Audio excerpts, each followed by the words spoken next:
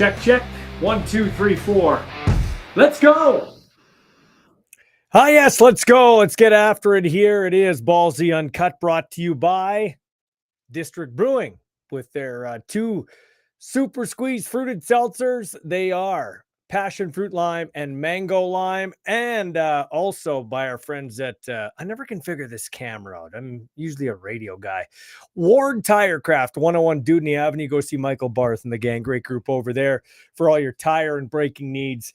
And they got a great payment plan too that makes it affordable to upkeep your vehicle. We know how tough that is nowadays. I got my own car, helped my daughter out a little bit, and actually getting her a set of tires from Ward Tirecraft for the winter, and then helping my son out as well. So it's not easy keeping the vehicles on the road. Ward Tirecraft will help you do that. We got a great show lined up here today. We're going to hear from Keith Willoughy, the dean at the Edwards School of Business in Saskatoon, but also the dean of our show here. He does CFL simulations, so we'll get a read on what that Rider game is going to be like against Ottawa on Thursday. I don't think I need a computer to tell me it could be a train wreck. We're also going to talk to him about the future, like record maybe of the Riders. He does like 100,000 simulations for the season, and it's ever changing, right? When things happen from week to week. So we'll get to that. We're also going to talk with our fantasy football expert, Andy McNamara. His thoughts on Nathan Rourke in Atlanta. Will he stick there? Also, some of the more overrated and underrated players as you get ready for your fantasy football drafts, as we're nicely into training camp and the preseason fires up in earnest this coming week. Friday, actually, speaking of Rourke, him and the Falcons taking on the Miami Dolphins. Hopefully we get to see Nathan a little bit in that game, or a little bit in the preseason. And so we got a real good show lined up for you here. And Gary Brotzel's going to lead it off. He's the president of the Regina Red Sox. I got to speed up the show because when I'm done here, I got to get in the shower and head to Curry Field. They asked me to be a public address announcer for game one of their series, Regina and the Moose Jaw Miller Express. Rider depth chart is out. Ottawa's depth chart is out. The week number, 10 in the CFL kicking off here in Ottawa tomorrow. And by the way, the debut of Isaac Harker. He joined me on a Ballsy Uncut earlier. I think it was last month, because he won the Arena Football League championship and was the MVP, played for Billings in a Jersey mall. That's where the game was held. Anyway, we'll reiterate that story, and we will also get him to break down the game with us. That'll be taking place tomorrow. So he'll join us on the Our Balls Are Bigger post-game show, myself and Isaac Harker. So a perspective from the quarterback position. He didn't play a long time in the CFL, but he's good friends with Cody Fajardo, and he would know what it's like to be a young Drew Brown or a young Shea Patterson trying to figure it out in the CFL. The Riders depth chart is out. Zach Fry, second-round draft pick, I believe out of Queens. He's going to be starting at left guard because Ryan Seavier's on the 6-game injured list, backed up by former U of S Husky. That would be Noah Zers. He makes his debut on the Riders roster. And they got their fourth starting tackle, right tackle, who came here, in July, a couple weeks ago, Nick Jones from Mississippi. He is going to be at right tackle for the Rough Riders. And they're going against a real good defensive line. Like you've got Malden, Lang, Teala, and Bryce Carter. Carter, Malden, and Lang are household names. Look out for them. And Michael Wakefield will sub in too. Michael Wakefield's a stud, former Alouette. They've got Griffin, Santos, Knox, and Darius Pickett in their linebacking core. They've got one of the better front sevens. Right there is the best front seven in the CFL, you'd have to think. The Riders are in for a long day, I do believe. And we'll get to our picks here before the show is done. So the Riders have signed Albert Owachi. Love that guy. Fine young man. He's one of those ditch diggers I say you need. Those guys that'll do the grunt work that nobody else will do.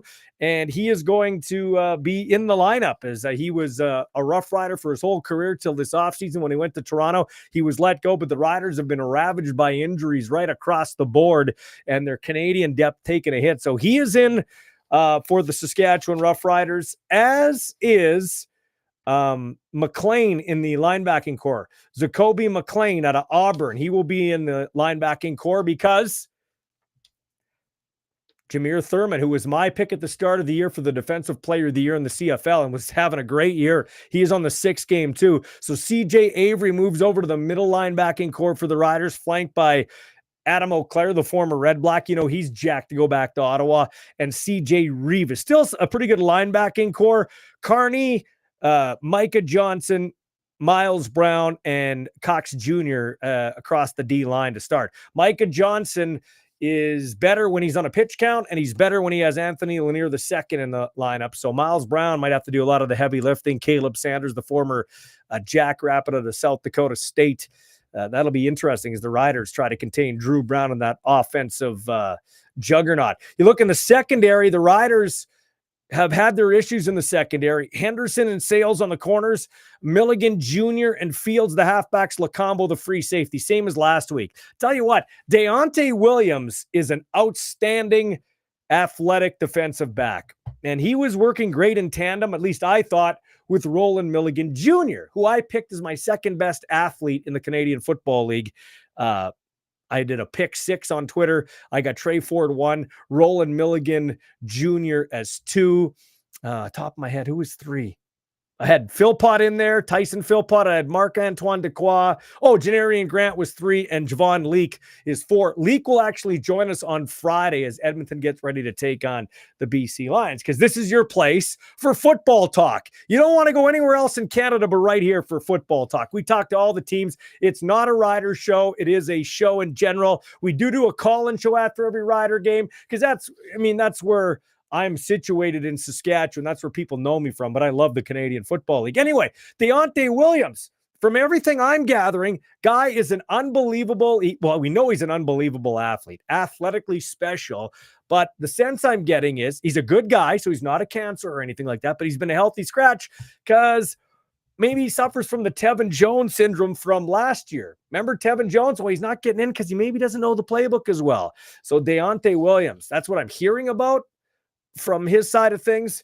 And so we definitely will see how that goes as the season goes on, because they are missing that athleticism in the secondary. But I guess if you don't know the playbook, or if you keep making mental mistakes, you won't be in. And Amari Henderson has proven over the years to be a good football player for the Saskatchewan Roughriders. So Watchie McLean, Jones, and Zur are in, as is Myers, the receiver. He is in the lineup as well. So he'll be lined up wearing number 88 for the Saskatchewan Roughriders. Dante Myers, backed up by Mario Elford. And the Ottawa Redblacks, man, they get Dedman back. Dedman, the great receiver kick returner. He's lined up as a running back here, but he's also a great kick returner. We know the Saskatchewan Roughriders and the Ottawa Redblacks. Riders are going to have to do it on special teams and defense, I think, to win this one. You look at this receiving core, too. You got Hardy. You got Pimpleton, the guy we had on the show yesterday. Khalil Lord Pimpleton, as they call him on TSN. You got Rock Armstead at running back. You got Ackland. You got Rhymes. This is a very dangerous football team. And Drew Brown is playing really consistent, steady football for the Redblacks. We'll get into more of the news and notes from this game coming up a little later on. But coming up next, we are going to hear from Gary Brotzel, the WCBL entering the playoffs now. It's the Regina Red Sox at home tonight against the Moose Jaw Miller Express. The president of the Sox talks to us next.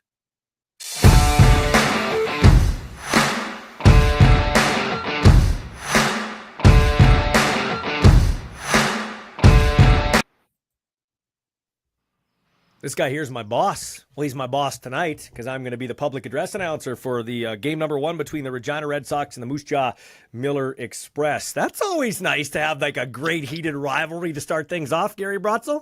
Yeah, it's fantastic. We have what we call a Trans-Canada Clash, where we play them 8 times and we have a trophy. And of course, they won it last year. We won it this year with a record of 6-2. So yeah, it's going to continue in the playoffs. I don't think there's any love lost between the two teams. Let's just put it that way. So you're at home here tonight. I think you're around. You're what? Well, about 600. You've got tickets sold so far, but there's plenty of room to add tonight. Oh yeah, for sure. We can probably easily jam in 1,500 if we have to. So we're hoping for a good walk-up crowd. weather looks good. It should be a perfect night for ball. Awesome. Hey man, when you're looking at this at this season, you always in our climate, you always got that weird weather, right? Like it, but it's been a pretty good year for you guys in terms of games canceled. I think, as far as I can, none have been canceled that I've been on the mic for. Yeah, no, we lost 2 games. One we lost like during the game, and then we had to cancel a game with Saskatoon early in the morning where he looked at the weather map and it was like there is no way we're playing today, and of course it rained like crazy, so that was a good call. But yeah, only 2. So considering all the rain in June, we're pretty happy with that. Riders-Redblacks, I had him on. He helps build this team, and now he helps coach this team. Just talk about, from your perspective as the team president of the Red Sox, the job that Riders-Redblacks and his nice staff has done, because he said, I got a really good staff around me too. Yeah, for sure. I mean, Rye's official title is Director of Baseball Operations, so he is everything between the chalk for us. And this year he decided he wanted to coach. He kind of told me that he wanted to come back and coach next year, so he's got the bug, and I think he put up on his Twitter account, he announced himself as head coach. So as Director of Baseball Operations, I guess he can do that. He's kind of our Chris Jones in a way. Yeah, well, he better not be, because he'll be out of a job soon, hey? He does, but Chris Jones could find talent. This guy's found talent too. Where does Cody Hanna, the big first baseman out of Oklahoma, that guy's a building with feet. He's a talented offensive guy. Where does he, over the last, say, like 7-8 years, factor in terms of talented guys that have played for the Regina Red Sox? Because, listen, I haven't been to every game, but I can't remember an impact player like this for a while. Well, yeah, Cody, Jackson Searing, our center fielder, Silas Butler, Justin Carinci at second base have just been fantastic. I haven't checked our team batting average of late, but the last time I checked, it was over 300 as a team. And that was one of the metrics we gave Rye and said, hey, you need to recruit to a team batting average of 300. So I think at one point we were 320, might have cooled off a little bit. So, and that's what you need to win in this league. You look at the top 4 teams last year, they all had team batting averages over 300. Ours was 250. Well, that's a big 50 points as a team. That's huge. That means you're not winning. Yeah. Hey, Curry Field's a big field. Like, that's a big field. How does that rank with regards to, like, I've never been to Moose Jaw's field in terms of the dimensions or other fields in the league? Yeah, I would say definitely in Saskatchewan, with the exception of right field being a little bit shorter at 310. It's the biggest park in Saskatchewan. Death Valley, 410 to center. I mean, that's a big major league dimension. And I think we're about 385 down left. Compared to Ross Wells, I think they're 360 in the corners, maybe 380 in the center. So the balls fly out of that park. The last time we played, there was 9 home runs hit. Yeah, you talked about metrics, and we want to be batting 300 or better. That's what the good teams do. The good teams don't lose their players. Like, they don't lose their players near the playoff time, which is what you guys have had happen before. But that's really not the case this year? Yeah, we've lost a few for various reasons. A couple, I'd say 2 were definitely impact players. We tried to replace a few holes right before the deadline, and we did bring in some pretty good talent. Caleb Lemos was a late addition, and he hadn't played in a couple months, and you can see now he's finding his stride. Danny Gonzalez, native of Cuba, slow out of the chute just because he was removed a month and a half from his college season. Absolutely on fire now. It's going 3 for 5, 4 for 5 some games. So, those guys were good late additions to our squad. So, we feel good about our roster. We just got to piece it together. Yeah. There's no gimmies in this league. No. So 6-2 really doesn't mean anything against Moose Jaw, because like we always say, when you don't like each other, the records go out the window. But in order for you guys to be successful in this series and move on, what do you got to do? We have to pitch better. The last couple weeks, our pitching's been a little suspect at times. Of course, that'll probably get tightened up, the number of arms that see action here, and we're just going to have to find a way to piece it together. And defensively and offensively, I'm not worried. We have a tremendous infield, outfield. With Jackson Siring, Silas Butler, Narani in the outfield, those guys run everything down. The key for us is just keep the ball in the ballpark and keep swinging it like we can swing it. Yeah. As a president, has this season been a pleasant surprise? Is it where you thought you'd be in terms of, first in your division, having, home field advantage in this round and everything like that? Yeah, for sure. I mean, like I said, when we put our metrics together for Rye, it wasn't to finish second or third. I mean, ideally, we want to win the whole league, so, we're not in it to lose it, that's for sure. Mm-hmm. And how do you think you are? Do you think you have a legitimate shot to, it's a tight league, and you're near the top? Yeah, it's very tight. I mean, it's going to be tough getting out of Saskatchewan, never mind beating the Alberta rep, whoever that may be. There's 4 pretty good teams over there. Sylvan Lake, surprisingly, just went on a tear at the end and finished first. We beat them twice in their ballpark early in the season, so you just never know. Lethbridge has had a pretty good record against Okotoks. It's just one of those things in sports where sometimes a team can have another team's number. Saskatoon's been a nice addition to this. It's nice to have the biggest city in Saskatchewan in the league once again, and it's been a great year in terms of attendance for the league. So that's on an upward tick. Yeah, for sure. We've already set another single season record for attendance, and I mean that adding Saskatoon and 40,000 plus fans there definitely put us over the top. So I think league wide, you look at Edmonton, who started building that new ballpark. They hope to maybe play late next summer in it. They start averaging 3,000, 4,000 a game. Pretty soon the WCBL, we're talking like overall attendance of 400,000. Yeah, that's outstanding. Which isn't chump change. No, you got that right. So lastly, my friend, you'll have to pay some dineros to come and watch the game tonight, but it's well worth it. Just from your perspective, just talk about the quality of ball, and on a beautiful night in August in Regina, what is it? We're talking Wednesday night. There's not a lot to do. Why they should come out and watch Regina Red Sox baseball, and how important is it to the kids, buddy? Because look at me. I'm sitting in my basement now in my studio. I can tell there are a lot of people watching and everything like that, but when you're just working by yourself, there's a different dynamic. Like before, I was talking across from Zinger, so I knew he was in the studio with me, and you could see people walking by your studio. I have a studio with no windows. Where I'm going with this, it matters to everybody that like when kids are on the field, it's like the community cares. Hey, get behind us. Yeah, correct.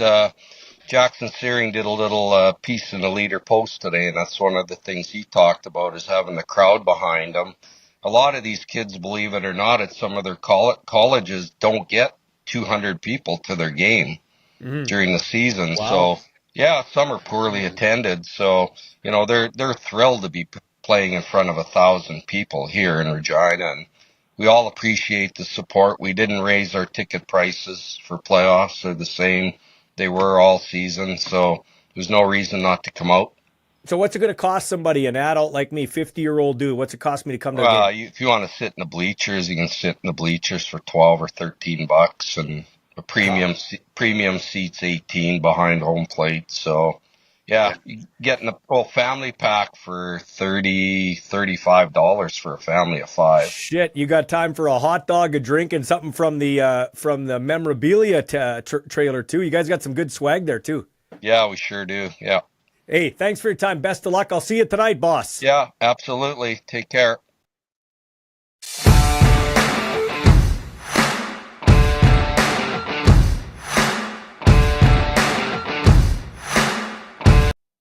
Usually I beat on stats nerds. Like I say stats nerds ruin sports, but this guy doesn't. He's Keith Willoughy at the Edwards School of Business, the dean there and the dean on our show. He's a stats nerd with a personality and a background, not only in the Riders, but the CFL, and he does CFL simulations. Welcome to the show once again, man. Thanks for joining me. Glad to be here, Ballsy. Truth be told, thanks for your patience. I had taped this thing earlier, and in my editing, being a one-man show, I blew it. But actually, it works out better for us because we got more injury news for the Rough Riders as they travel. As we speak right now, they're on their way to Ottawa if they're not there already. I'll tell you what, man, if the Rough Riders win this football game against Ottawa, this might be the biggest win of the season, minus like a playoff or a Grey Cup win. Like they are up against it. They're going to have to show, as Gorilla Monsoon used to say in the WWF announcing annals, they're going to have to show great intestinal fortitude to win this one. Absolutely, Ballsy. You think of almost like a perfect storm. Even if you discount the injuries, even if the injuries weren't occurring, you've got a short week.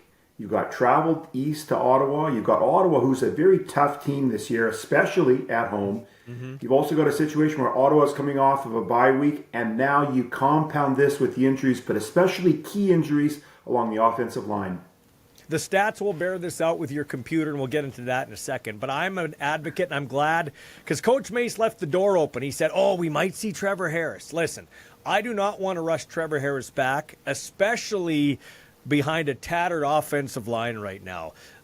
So I'd be an advocate of keeping him in the bank for as long as we can, because I don't think quarterback's been the problem for the Saskatchewan Rough Riders if I'm a Riders fan. No, Ballsy. In fact, if you look at our big picture, the Riders right now 5-3. Shea Patterson, I'd say, has been doable. Has a quarterback, has a signal caller behind center. You're exactly correct, Ballsy, that playing behind an offensive line right now, which is going through its fourth right tackle of the season, with Brandon Council's retirement and with Brammer still being hurt and obviously Hardrick's on the 6th game, you've got a situation right now where a quarterback of Harris's capability, I think the Riders, rightly so, need to think long-term for this season. I think putting Harrison prematurely against Ottawa, against a very tough defense, I think could be a recipe for disaster. So let's go with Shea for Thursday's game. Let's see what he's got. He's got the ability to at least run the ball better than Harris can, especially behind an offensive line, which we'll see how it performs Thursday against Ottawa. Yeah, and so your defense will have to be a lot better. They've been leaking oil, to say the least, the last couple of weeks. Ottawa brings a very dynamic receiving core that not a lot of people give a lot of credit to. Like, we know they're good players there, but when you look at some of the names, Rhymes, this Pimpleton guy I just had on the show yesterday, you got Hardy, you got Addison, they're Ackland, and then they got this Rock Armstead, who's a running back who's replaced their guy Williams in the backfield. This is a very good offense and a very good defense, but the Rough Riders are going to have to win this with defense and special teams. How confident are you in this defense? Now Thurman's out too.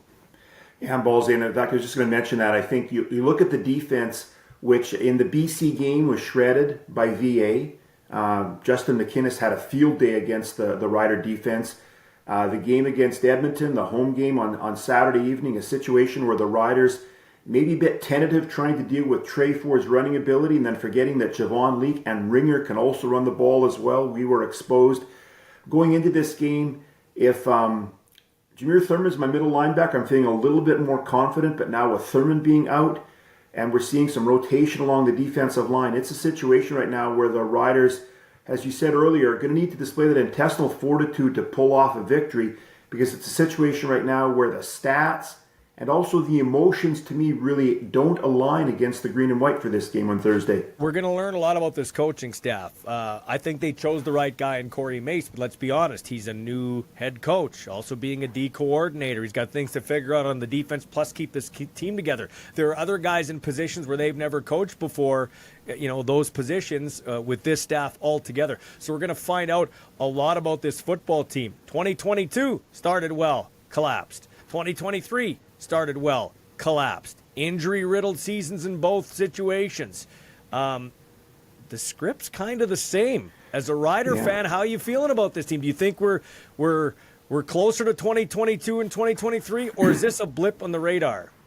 I'd like to think, Ballsy, this is a blip on the radar, but you're exactly correct. This is a movie that Saskatchewan Roughrider fans have seen for the last 2 seasons, where we've begun strong and then ended poorly. Last year's a great example, starting 3-1 and then ending 3-11, which put us into the 6-12 hole. I tend to think that this year might be more like the 2007 season. Again, I'm not anointing the Riders Grey Cup champions with a parade down the Green Mile and such, but if you look at 2007, we had a first-year head coach, Kent Austin, a former player, coaching the Riders. This year, a first-year head coach, former CFL player, Corey Mace, coaching the Riders.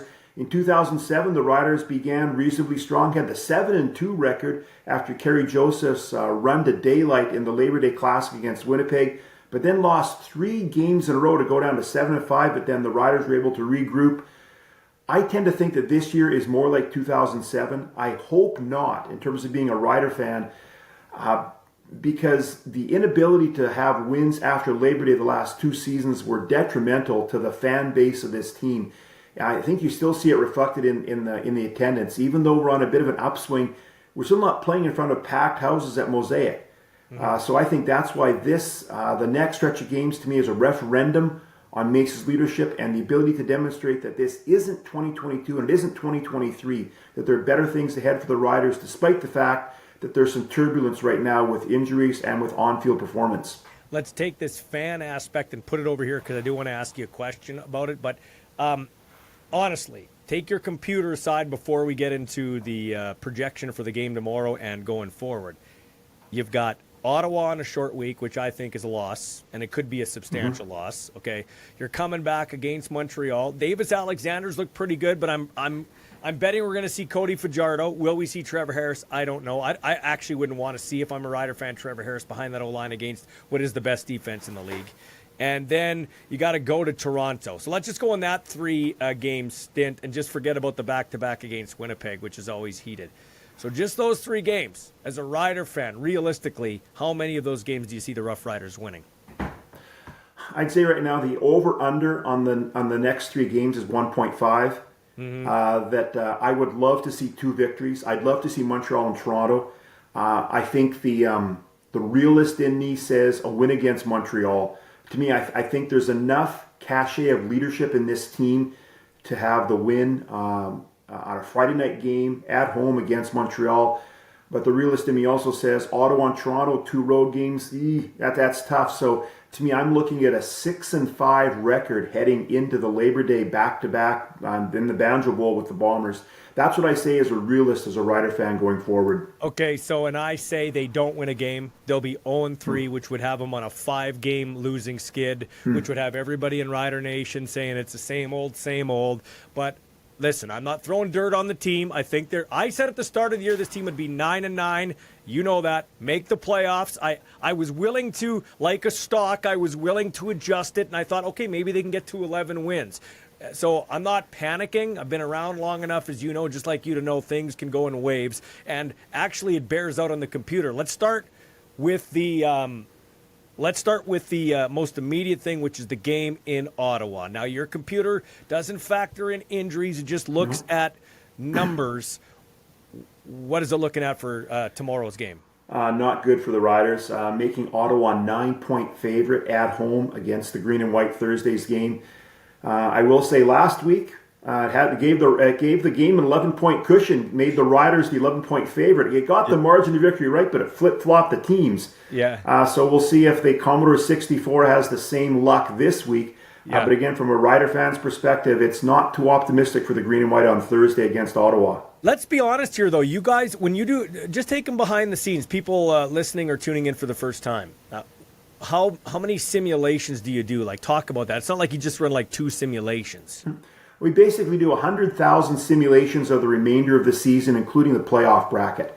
And what that model looks at is the margin of victory in previous games, giving more emphasis to the most recent games played.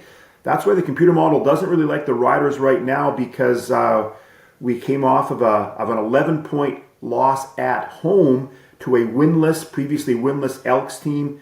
We've also lost against Montreal and against BC. We're 1-3 in the last 4 games. And so you basically, when you emphasize the more recent games more strongly, that's what makes the Riders now on a bit of a downward curve in terms of that 100,000 simulations of the remaining of the CFL season. Well, and this is where we look at the picture, a bigger picture. So 2 weeks ago, we had the Riders at a 99. Your computer, the Riders at a 99% lock to make the playoffs. That has dropped quite heartily here.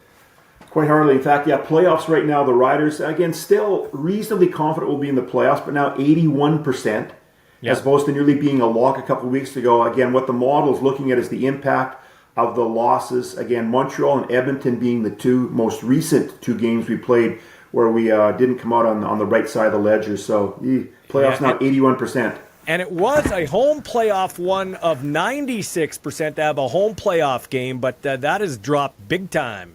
Ballsy, right now we're down to a coin flip, basically. It's dropped down to 59%. So all those fans like me that were hoping to have a Saturday home playoff game in November, right now the model is a bit iffy on that. Again, still giving us the benefit of the doubt, 59%, but nowhere near the lock we were a couple weeks ago. Well, what I like about you is you're practical. You don't just look at the numbers and say this is what we need to do because the numbers tell us, or this is what's going to happen because of the numbers. So numbers can lie. That's why I'm not always buying numbers. So, let's look at the standings. Like before, I think you had the Riders at 12-6 with the BC Lions, or your computer did. Where's the Riders record in conjunction with like maybe BC and stuff? Look at the West for us. Yeah, look at the West and Ballsy. Maybe similar to what you said earlier with your preseason projection about the Rough Riders. I think the model's coming around to be more of a Ballsy advocate, if you will. Right now, it has the Riders finishing 9-9 in a very tight, competitive Western Division. And that may be the one thing that might really save the Riders this year. I know we're talking a lot right now that the sky is falling because of the injuries. We've got one win in the last 4 games. We've got a very tough next 3 games against Eastern opposition. But Western Division teams are having their own bumps and warts. VA's injury with BC. Winnipeg has had their injuries, even though they shut out the Lions at home. But right now, the model has BC finishing first at 10-8, Saskatchewan second at 9-9, and then Calgary and Winnipeg at 8-10. So it makes for a very tight Western Division race over the last half of the season. Even Edmonton coming in at 6-12. So to me, there is a razor-thin edge difference between a lot of those teams right now in the West Division, which, again, if Saskatchewan, big picture, can get injured players back, can get some victories especially against Western opposition, that could bode well for them. But right now, the model's seeing a 9-9 second-place finish for the Riders in 2024. Well, this is where you can't really, we all like to do it as fans. Win, loss. Okay, that's 2 wins. That's a loss. Okay, we'll be about 11-7, right? That's what I was looking. Okay, well, they're doing a lot better than I thought. Maybe go 9-9 to 11-7. Then a couple weeks later, because you went with the Riders having the 3rd easiest schedule to now with the way things have shaken down, it doesn't look so good. No, and what a difference 1 week makes. In fact, right now, because of Winnipeg's shutout of the Lions, Calgary, who had the impressive fourth quarter comeback against Toronto, and of course Edmonton beating us, we now have the 3rd toughest schedule down the stretch. Out of our last 10 games, we've got 6 of them we've got 5 of them against Winnipeg, Edmonton, and Calgary, who are all playing strong. BC we get once. So we've got, by no means do we have any free spaces on the bingo card. I think a lot of Rider fans used to think that when you play Ottawa, when you play Toronto, you can sort of show up and win. Well, not so fast. I think the East is much stronger this year, and we all know what the Western teams bring when they play us. Well, the Winnipeg Blue Bombers, I take stats aside, the Winnipeg Blue Bombers smashed the BC Lions. That was both a dominant defensive performance, so tip your helmet to the Blue Bombers, or I guess tip your cap. There it is. Tip your cap to the Blue Bombers. But that was a pathetic performance by the BC Lions. That was the worst loss by any team in the CFL this year when you take into account that the Bombers were on a short week and the BC Lions were coming off a bye. To get 4 first downs, statistically, that's almost impossible. But the computer is kind of liking the Bombers if they get to the playoffs, right? Yeah, I think this is what might make me as a Rider fan a bit, it fills me with anxiety. The Winnipeg Blue Bombers, they're like that creature from those Friday the 13th movies that just will never die. They're cockroaches. They're cockroaches. They're not going to die. They're cockroaches, literally. Yeah, we can stab them with our steely knives, but we still can't kill the beast. Yeah. We've seen this before. Again, the Bombers, they've been the class of the West for even back to 2019. And I do tip my cap to them. They've gone to multiple Grey Cups. They've lost the last two in the last few seconds of each game, but they did win in 2019 and 2021. But the computer model loves the Bombers. Even though right now the Bombers are 3-6, what the computer's looking at is the fact that they are trending upwards, and it's giving them a 17% chance of winning the Grey Cup. So if they make the playoffs, which is not a gimme, because right now they've got a lot of room to make up, but if they make the playoffs, watch out for the blue and gold, because they'll be dangerous in November. Okay, my last question, because you're also a season ticket holder, a guy that drives from Saskatoon. I watch the Argos give their fans footballs as season ticket holders, okay? And I get it. They maybe need to pine for more season ticket holders. I get it. But do you feel valued as a Rider season ticket holder? Do you feel valued? Because I've talked to a lot of fans that say they're not valued, that they don't get the gifts they used to. Yeah, we can get points in the store, but, I mean, come on. Like, how do you feel? Because I do think there is cause for concern that way, that the Riders have kind of got arrogant towards their fans. I would say, Ballsy, you're right that there is cause for concern. I would think, 15 years ago, 17 years ago, remember when the 2006 to 2013 run, I know we had a bad 2011 season, but we played frequently played with sellouts, and we don't have the same vibe. I'll say as myself, I'm here for the long haul. I lived through 1979 and 1980 as a teenager. I lived through 1999. I lived through the 2015 season, so I've seen much worse. I will say, Ballsy, one thing that really frustrates me being a fan in the stands, and I don't know, Ballsy, if this is a CFL rule, if it's a TSN rule, if it's a Rider rule. Whenever there's one of those horribly long command center reviews, we get no highlights on the big screen. Mm-hmm. And to me, that really frustrates me being a Rider fan, because there were a couple key plays in the Saturday game against Edmonton that could have gone either way, and the fans are left in the dark. And I understand that if you're sitting at home, you can watch the replay on TSN, but you don't get the same vibe in the stands. And to me, that is one thing that the Riders or CFL or TSN needs to fix, because you need to enhance the fan experience. And if that isn't there, then fans are less likely to attend games. That's a good point. Very good point. But do you get a good bang for your buck? Do you get a good bang? Keith Willoughy driving from Saskatoon to Regina and back, and you can afford it, obviously, but do you get a good bang for your buck now as a season ticket holder? Because you yourself said, hey, we got a lot of empty seats still there. And listen, the part you referenced, 2006 to 2013, 2014, there was a certain man running the team that got it. He got it. God rest his soul, but Jim Hobson got it. I don't know if... I'll say right now, I have nothing against the current president of the Saskatchewan Roughriders, but he's not a man of the people. He's not a man of the people. Yeah, I think what you're hitting up on, Ballsy, is Hobson's ability to connect with the Riders as a former player. I think gave him some immediate cachet. I'll say, from my perspective, yeah, I get value because I'm somebody who has been there, gone to games when it's been woeful compared to what it is right now. So yeah, I get value.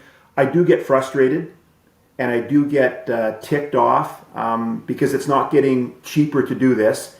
And yeah, the fact that for 10 games a year, that's an entire day for me and my family. Mm-hmm. And I know there's people that drive much longer than me. And so I add $1,500 to $2,000 in my cost over and above my season tickets just to go to games. So yeah, right now I do get value because I appreciate this team, and I've been there, again, for 50 years being a fan of this team. But I'll say there are people who aren't hardwired like me. And I think what I see around me is apathy. To me, that scares me. I will take people being upset, and they have all the right to be upset. But when people start being apathetic, that's when I get concerned. And when I see empty seats, to me, I equate an empty seat with apathy. And that's where I think the Riders need to have some significant pause for concern, because once we become no longer a factor, then we become easily forgotten.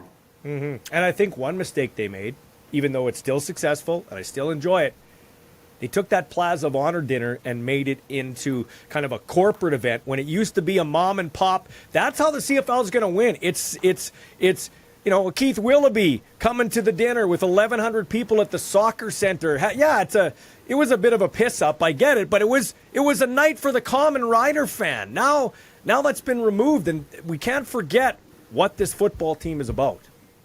True, Ballsy. In fact, I think back, I was weaned on the Saskatchewan Roughriders by a father and mother who took me 3 hours from Melfort, Saskatchewan to games. And that's like that magical connection I have to the team. I think if you want to ensure the long-term sustainability of fans in the stands, of butts in seats, it comes down to connecting with families and ensuring that this generation of Rider fans, that the next generations who follow them, can also be enthused about the team. Mm-hmm. Hey, Keith, thanks for your time, man. Enjoy the game tomorrow. It'll be interesting either way. Yeah, I tell you, I go into this with bated breath, with not too much hope. But hey, we'll see what happens. We'll see if the computer's correct on this one.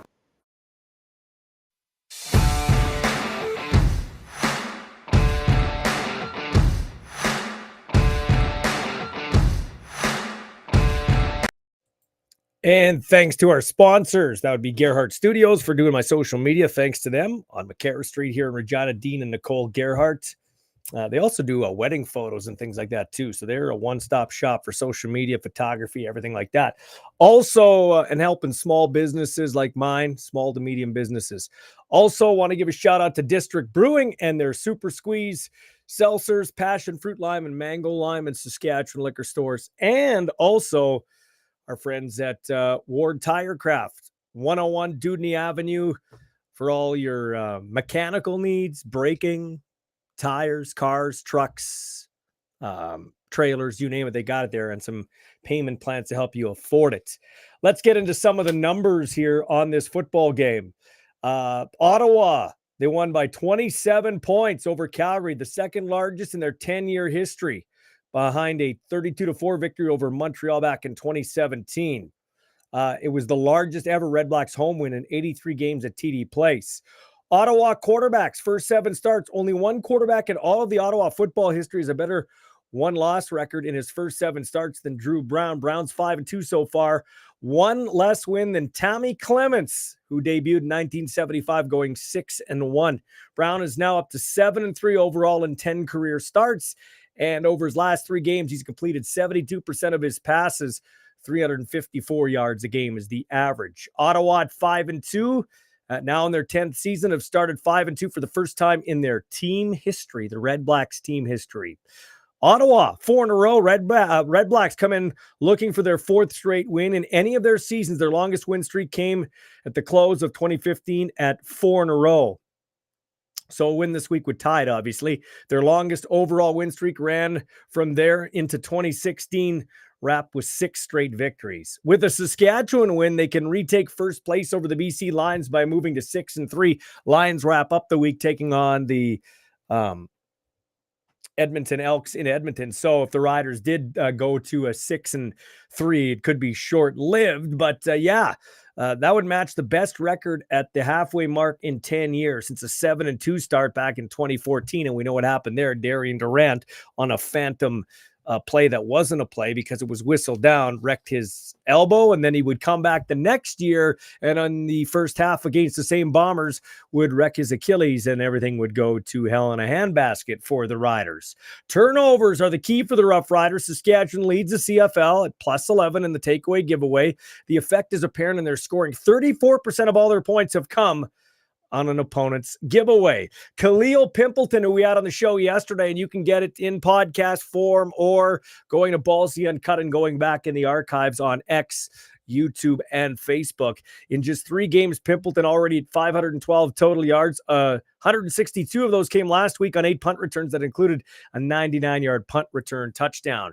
Now, the Rough Riders have a replacement in their receiving core because of injuries. Big head injury to Keyshawn Johnson. He's out, so Dante Myers gets the start at wide receiver for the Rough Riders. Keyshawn Johnson was rolling, though. Number 3 had contributed to the Riders' offense in the last 2 games. 132 yards on 11 catches.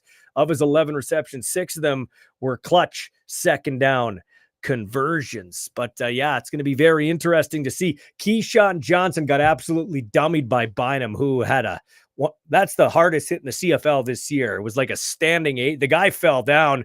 He was out on his feet, got him right kind of just in the neck area under the chin, above the breastbone. It was a hellacious hit from Bynum, who had been roughed up by a Joe, worked over by the big Rough Rider receiver who gets to start in the slot tomorrow in Ottawa. Speaking of that, Ottawa won the last meeting against Saskatchewan in Ottawa. Saskatchewan, previous to that, had won the 4 previous matchups. But in Ottawa, the Redblacks have won each of the last 3 visits by the Riders. The last Saskatchewan win at TD Place was on September 29th.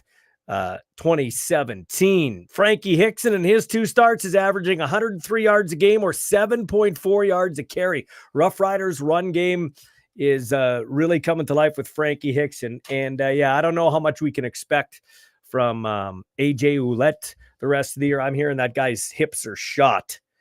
He might be a great signing for the room. Seems like a good guy, but he's certainly not the AJ Ouellette they thought they'd get. I think that's safe to say.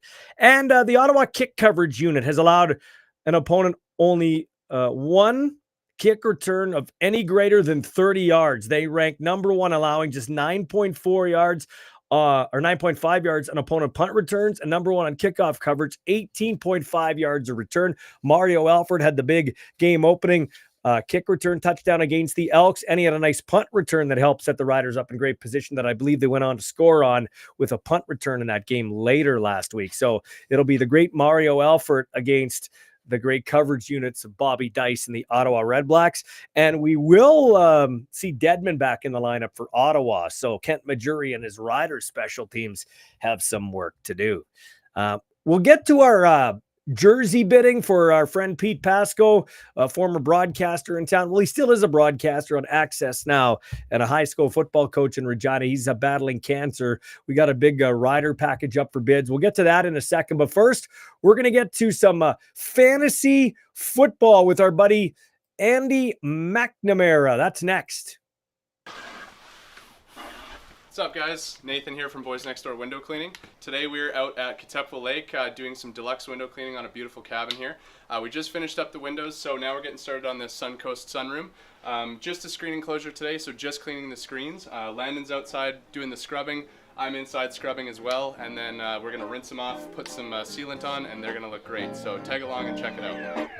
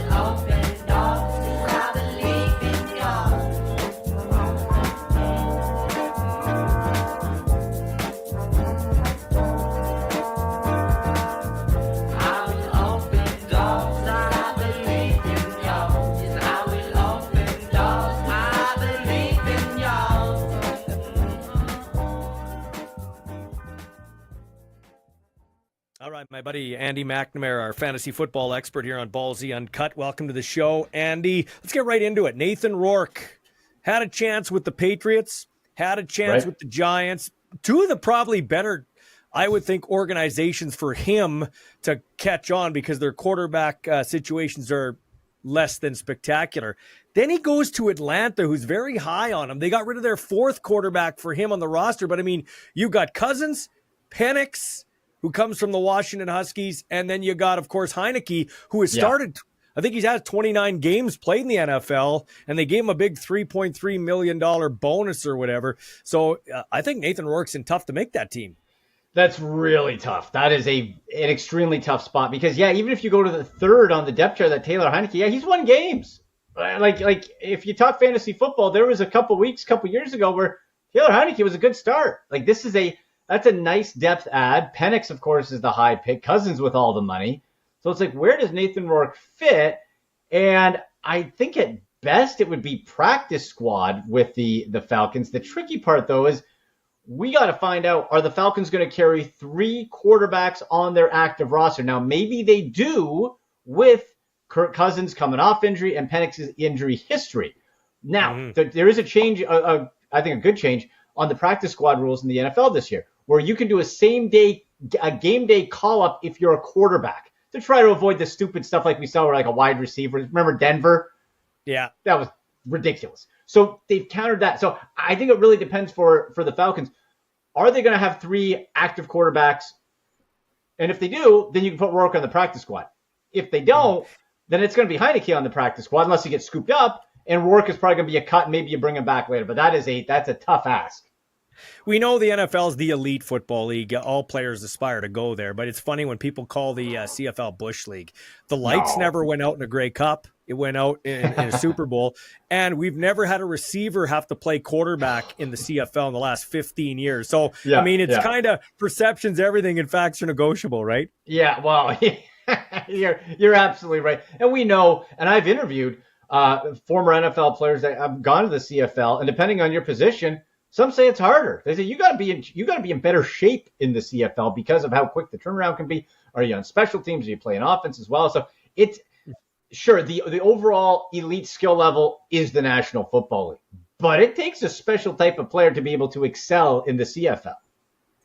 Okay, so let's get into this. Which of the top drafted receivers, in your opinion, will have a better first year? Now, sometimes it's always not just their talent. Who's throwing them the ball? Yes. Who's the offensive line? So much for receivers relies on other moving parts.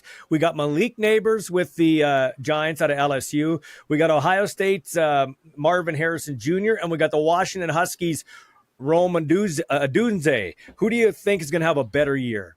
Without a shadow of a doubt, and I said it before he was drafted, before we even knew what team he was going to, because I feel his talent level is a step above. Nothing against those other 2 receivers. We are seeing stacked drafts of talent when it comes to wide receivers year in and year out, and it's going to continue. But my answer is Marvin Harrison Jr., Ballsy, and I think it's a great situation he's in, and I just think the talent, he's too good. Let's face it. Pretty good learning guy to have your father being a Hall of Famer, right? And it's rare where you have like a Hall of Fame and then the kid could arguably be better. Marvin Harrison Jr. could be better talent-wise than his dad who's in the HOF. So we take that. To me, number one, and I watch a lot of Ohio State football. This guy was NFL ready 2 years ago, okay? He was ready 2 years ago. Now you put him with Arizona. Well, what do we got? We got a pass-heavy team with Kyler Murray, who I'm not a big fan of, but he can distribute the ball well enough. He's mobile, and it's a pass-heavy offense, and they like that quick. Even though Kingsbury's in there, they still like to go up-tempo. Also, then we have to look at target share, right? You can have all the, but are you stacked together and there's not a lot of opportunity? Here, his competition. Michael Wilson, Greg Dortch. Sign me up, Ballsy. I'm taking Marvin Harrison Jr. all day. I love it, man. Okay, I want to get into the NFL kickoff rules we saw in the Hall of Fame game here, but let's get into some. Now, I've been doing some reading. You're more an expert on this than me, but okay, let's go with the 3 maybe overrated players when we're talking fantasy, just fantasy. They're all talented, and 3 underrated. Let's start with the underrated, okay? Now, I'm a Chargers fan, so I know how great Austin Eckler has been, especially in fantasy with all his touchdowns. He'd be right at the top over the last handful of years in terms of touchdown makers, okay, which goes a long way in fantasy. But he's in a new system with some unproven offense there in Washington with the Commanders. Still seems weird to call him a commander. I say Austin Eckler is underrated this year. Would you agree?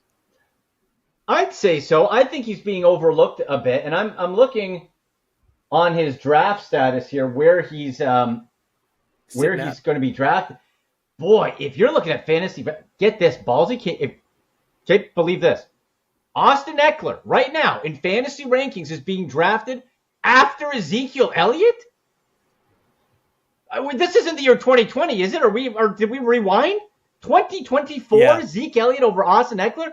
That's incredible. Behind Nick Chubb. I love Nick Chubb. Nick Chubb's not going to play till November. Gus Edwards with your Chargers? Nice touchdown guy, but come on. Jalen Warren, another. No, this is ridiculous. Austin Eckler. Now, is he the Austin Eckler of a few years ago? No. But we look at, again, opportunity. Okay, Brian Robinson Jr. on the depth chart is ahead of Eckler. Does that mean he's not going to get touches? I don't think so. What do we like for rookie quarterbacks? Jane Daniels, who I think is going to be the best rookie QB coming out of this class this year and moving forward. You like safe guys, right? Well, Brian Robinson Jr. can catch. Eckler is a weapon. You can't just categorize him as a running back. And the fact that he's not going to be handling a full load in PPR especially, I think Eckler would be a great add as a late round WR2. And if you have the choice to take him, and other people are taking guys like Zeke Elliott, stop. Yeah. Go win your fantasy league. Come on. That's crazy. Another underrated guy, in my opinion, is the guy I see over your shoulder there, the Cleveland Browns helmet. We know you're a Browns guy.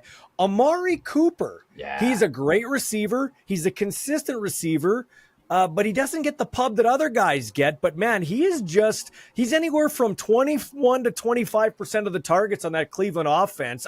He's an underrated guy for me.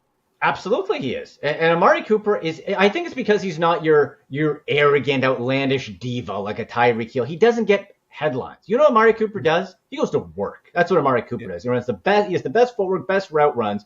Now, last 2 years, got injured late at the end of the year, missed a couple games.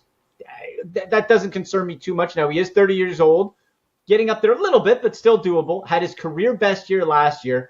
Guy just keeps getting 1,000-yard season. And you're right. Their target share is huge. And let's remember this. The Browns are switching. He got his best career year in a run-focused offense with 5 different quarterbacks. He had 100-yard games from P.J. Walker, XFL MVP, from Joe Flacco, and Deshaun Watson. You're telling me you have him and a healthy Watson together? This guy's not getting a lot of time. Of course he is. Jerry Jeudy's has to prove his way, but he'll take some Cedric Tillman, but no.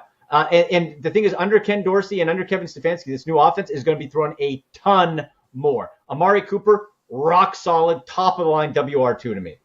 So now, truth be told, this is a live show, but some of the segments are taped, and this is a tape segment. So as we're talking now, it's gone all over the map, but it looks like Ayuk is going to go from San Francisco to Pittsburgh. So this may affect another one of my underrated picks, George Pickens of the Pittsburgh Steelers. I had him as underrated. I don't know how Ayuk factors into what Pickens will do in fantasy now, if that indeed is what shakes down here. It's a weird situation. And you know what? The Browns are in, apparently the Patriots backed off, but this is concerning to me because Ayuk is not about winning, obviously, right? Now everyone wants to get paid. I'm not going to begrudge a man his money, of course. But the San Francisco 49ers, who aren't like, oh, maybe this team's a Super Bowl contender. They literally are. They offered him reportedly $26 million. He wants $30 million. So you're going to another team, the Steelers, you have 2 quarterbacks on 1-year options, Russell Wilson, Justin Fields. Who the heck knows? Tons of question marks around those guys. Mm-hmm. What do you think? You're not going to go win a Super Bowl. You're going to go get your paycheck. And that concerns me if I'm a fan of a team that ends up with Brandon Ayuk. Because then if he has a good year, well, what happens the next year? He wants $35 million? This guy's a money chaser, and I'm not interested. Now, your George Pickens question, that would affect him. Right now, he's the top guy in Pittsburgh because after him, Van Jefferson, who I like when he was with the Rams, but never fully reached his potential. Calvin Austin III's a run straight X-fly. Yeah. You'll get 100 yards one game and not have a look for 3. And then Pat Freiermuth. So they need weapons, but I don't know. I would say for George Pickens, let's say the Steelers don't get him. George Pickens will be the top guy. He's a level below Amari Cooper to me just because that quarterback situation is very uncertain. Yeah, it is. It's going to be interesting. Russell Wilson, Justin Fields, who knows what happens there. Okay, let's get the couple of overrated ones I wrote down. And I think I wrote this guy down just because of his volatility. I watched him in that Receivers Netflix special, and he's a great player, and he does everything. And maybe, I'm not a fantasy expert, you are, because he can run the ball and catch the ball and do everything. I'm talking Deebo Samuel, but he's volatile, right? Like, he might get 150 yards one game, then he's got a little hip pointer, and he's out of the game. Like, I think he's a little overrated just for that because there's a lot of wear and tear on that body. There is a lot of wear and tear, and he is not the fantasy or real life weapon I think he was a few years ago. So if we look, his top year, 2021, that's when it was like, holy cow, this guy, right? He was all over the place. Then last year missed 3 games, or 2 years ago missed 3 games, then missed a couple the year before. Only reached that 1,000 yards receiving mark once. And the rushing side, I think and myself included, I thought of him more as like, he's got like then 500, 600 rushing yards on top, like an old school Eric Metcalf. Not really. He's got under 300, under 240 rushing yards each of the last 2 years. So if I'm looking there, I think you're right. He could be overrated. But if Brandon Ayuk does get traded, then we have to up his level because also George Kittle is super injury prone. So Deebo Samuel might be looking at a target share closer to that 121 mark, which was a career year in 2021. Good point. Is like we said, this is fluid with what's going on with Ayuk and the trade. How do you feel about Rashee Rice? I have him a little bit on the overrated side with the Kansas City Chiefs. You know what? I had him on the overrated side last year coming in, but what I was super impressed with, and there's no, we talked about it together on different shows last year. It's like the Chiefs have to prove they can go on the road, and Patrick Mahomes, and then they literally did everything. It's like they won the Super Bowl. Like, I have nothing left to say. They're just they're legends. It's amazing. What impressed me the most was last year the passing game. They were out of sync, so Andy Reid switched to a run-heavy offense for a bit, mixed it in. And that upped the value of Rashee Rice. Clyde Edwards-Helaire is kind of out of the picture. And so with this, I'm thinking like, well, okay, they're willing to adjust. There's, the ego doesn't seem to play into it when it comes to it. So I think Rashee Rice, we have to consider it's going to be a pass heavy. I think he might actually be a little bit underrated this year, Ballsy, depending how it goes. So he might be a little underrated. I'm not saying make him your top running back, but if you can get him as your number 2 in a league that, there's just very, very few bell cow guys left, Rashee Rice might be okay if they keep going with that adjustment of, let's take a little bit off the plate of Patrick Mahomes because we don't have to. Now, let's be honest. Every player we're talking about here, we talked earlier about this being the elite league. Every player here is good. Okay. That's like, let's not, we're couch potatoes here picking things, right? Okay. Yeah. Well, I'll speak for myself. Yeah. But Jahmyr Gibbs, running back for the Detroit Lions. He is a very talented guy. He's a weapon, but I think he's overrated just because of his circumstance with regards to how their offense runs. They got Montgomery there. That's how I feel. How do you feel about Jahmyr Gibbs? Montgomery spooks me. Now, Jahmyr Gibbs started the year, I believe, injured last year and had to work his way back in. That played into it a bit. Montgomery can be a goal line. I still think Montgomery's going to be that goal line fantasy sniper where you're in there and you're like, damn it, that was Gibbs. He did all the work, and then Montgomery gets the damn touchdown off it. So I think that could be the case. I feel that Gibbs should, by all accounts, from what I'm seeing, he's healthy, should be able to go. But we've seen Dan Campbell isn't afraid to mix it up. So I'm kind of with you. He might be overrated if you're looking. Let's say this. Would I make Jahmyr Gibbs a first-round pick? If you're thinking yes, I would say overrated. I would think you wait to that second round because of what we're talking about and that Dan Campbell can mix it up. You mix and match. You can go both. You can go pass heavy. It's a very interesting team in offense. I do like Gibbs overall. I would love to have him on my team, just not at a first-round price tag. And that's what makes fantasy football interesting because it's not about talent all the time. Like if you had a chance to pick and you had Montgomery or Gibbs just in football, you're probably taking Gibbs. That's what I would say. But if it's fantasy, you're right. Gibbs could do all the work and this guy could get 14 touchdowns because he plows it in from the 2-yard line, right? Right. You can do that. And then it's a case, well, okay, do you pick up Montgomery? Like if you get Gibbs early, then we have to talk handcuffs. Okay, do you get Montgomery later? Because you can get Montgomery, way down. Do you get him later in case there's another Gibbs injury, in case there's something else, and you park him on the bench just in case? That's the other thing you keep in mind. Do you have a chance in your draft at whatever position to hold on specifically at running back to that replacement, to that guy maybe you like a Ray Davis for Buffalo this year? Buffalo, Ballsy, I want all the Ray Davis shares I can get. I want the Browns. I love this guy. I think if there's an injury to Cook and maybe even just naturally, this guy I think is going to make some fantasy noise midway point of the season and forward. Ray Davis, Buffalo Bills. There you go. Put that on the ledger. Before we get to where they can find you, I'll watch some of that Hall of Fame game only for the kickoff rules. Me too. And I will say this. I'm not going to compare the two leagues, but I've always loved the CFL because you got to do something with the ball on every play most of the time, okay? The NFL special teams, let's be honest, it's basically bullshit.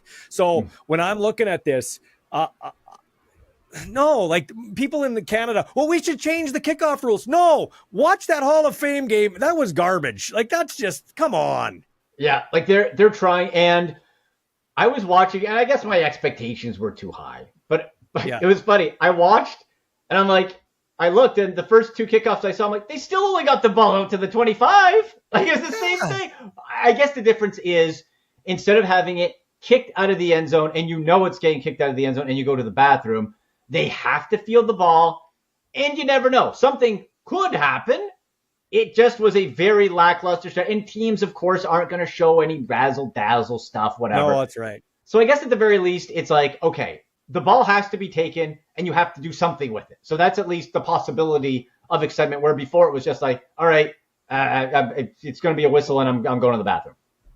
Yeah, like, I don't know. It's like, okay, you can only have submission holds in the second or fourth round of a UFC fight. You know, we can only have a partial elbow, or like, come on, you know, listen, you know, and I'm saying this with a kid that's playing football, and don't believe me, I've thought about CTE and things. It crosses my mind, but at some point, you know what you're signing up for. Like, what are we doing here? Like, either have the kickoff or don't have the kickoff. Have it or don't, or just have it start at the whatever yard line you want or whatever. And they're experimenting with this. You know, you have the guys, it was weird. The guys like looking back on the receiving team and then they turn around so you don't have the clip. I'm willing to give it let's say this, Ballsy. Let's give it to like week 4 of the regular season and see, are we seeing some cool razzle dazzle stuff, or are we seeing it where ultimately the guys still get tackled at the 25 and it doesn't matter? Let's be honest, Andy. We're talking about the richest sports league in the world, so they kind of know what they're doing. You know, and you know what? If they don't, the thing is, it has to affect their money. So the Super Bowl, there was no returns, and it was affecting their money. So then they make a change. So if this affects their money good, it stays. If it doesn't, it goes. Right, because you can bet on a kickoff return, and it's probably better chance of more bets, right? That's what it's all about. And for your fantasy listeners, too, this is very important. Look, because the last few years, you hadn't really had to pay attention to any of the special teams rules. It was a defense, how many sacks you get on your points. Keep an eye, look at your fantasy league rules for special teams, for kickoff returns points. Do you have it? What are they? Because that can make the difference on a tiebreaker between getting a backup running back who maybe isn't going to be playing so much in the game, but is going to be on the return game. So that's an extra little wrinkle. So pay attention to those rules. That's awesome, man. Where did they get a hold of you, Andy McNamara? You get me on Twitter, X, at AndyMC81, at SickPodBrowns. That's the show, Sick Podcast with Andy McNamara. We talk a lot of fantasy football, Browns, NFL, lots of good stuff there. Instagram and TikTok at AndyMC Sports. And for your horse racing, we make the betting digestible, easy, super fun, not intimidating, just a good time talking horse racing at My Railbirds. That's the old hat right here, at My Railbirds on all social. Love you, brother. Talk to you soon. All right, buddy. Talk to you later. We're going to have Andy McNamara on the show quite a bit this year during the football season with your fantasy football questions at AndyMC81 if you want to get some questions in there, or at Ballsy Uncut, and I'll pass them along to him. Okay, you see this Logan Ferland jersey over my shoulder if you're watching the show. If not, you can verbally follow along or follow along audio-wise. I've got a Ferland jersey, and just above that on my set, I've got a autographed game ball, Wilson game ball, signed by the Riders. Both jerseys signed, the jersey and the football signed by the Riders. 2 tickets to the Labor Day Classic this year, Riders Bombers, and 4 tickets to the Big Deal Lounge, the AGT Lounge for the Riders home opener in 2025. I've got them up for bid for my friend Pete Pasco, longtime broadcaster in Regina, runs Locker Talk, which really supports local sports and promotes all local sports, football, hockey, badminton, pickleball, you name it. He's the guy. Locker Talk on Access Now, and it's been running for 20. I think we started that show. It was called Sports Zone 23 years ago. Anyway, Pete's doing it now, and he is battling liver cancer. Coaches high school football too, coaches RMF, still coaches high school, even though he's not, doesn't have a kid involved. His kid is involved. He and Jake are running back tandem coaches at Sheldon Williams under Chris Latimer's direction, who's the head coach over there. Anyway, I got all those things up for bid because Pete's battling liver cancer and it's spreading. And so, yeah, even though the prognosis doesn't look good, he's a fighter. He's been battling liver cancer for a while. And, we are bidding or auctioning off the jersey, the football, 2 tickets to the Labor Day Classic, and we've got 4 passes to the AGT Lounge for the home opener next year. $1,000 is our top bid right now from Dan. If you'd like to bid, go to at Ballsy Uncut and DM me on X or Facebook or Instagram. You can also do it at Michael Ball on Facebook if you want to DM me and bid. We're going to do that until the 15th. the end of the 15th, we'll announce our winner. All right. So there you go. A reminder, tomorrow we've got the Our Balls Are Bigger post-game show following the Riders Ottawa Redblacks game. I'll be joined by former Rider and BC Lion quarterback Isaac Harker, who is the Arena Bowl 33 championship MVP of the game. Billings Outlaws won it this year, and he was the quarterback and the MVP. He's going to be breaking down the game with me tomorrow, Riders and the Ottawa Redblacks, right here where you're watching this show. It's the Our Balls Are Bigger post-game show. And you want the best football talk? It is right here. Coming up on Friday, we're going to hear from the Elks, Javon Leake. We're going to hear from the voice of the Calgary Stampeders, Mark Steven. And we're going to hear from Colton Clausen, former Regina Thunder, former U of S Husky receiver. I think he played running back and slot with the Thunder. And he is going to be in the World Flag Football Championship in Finland. I think 8 of the players on that team are from Saskatoon, like they're old Husky guys. Mason Nyes on the team, Kyle Siemens. There's Lipinski, Joel Lipinski, who is the strength and conditioning coach for the Huskies. He's the actual head coach of this team, Team Canada, at the World Flag Football Championship in Finland. We know it's going to be in the Olympics in 2028. That's coming up on Friday. Make sure you check us out tomorrow, the Our Balls Are Bigger post-game show, and then the show on Friday. Thank you very much. I'm off to the Red Sox game.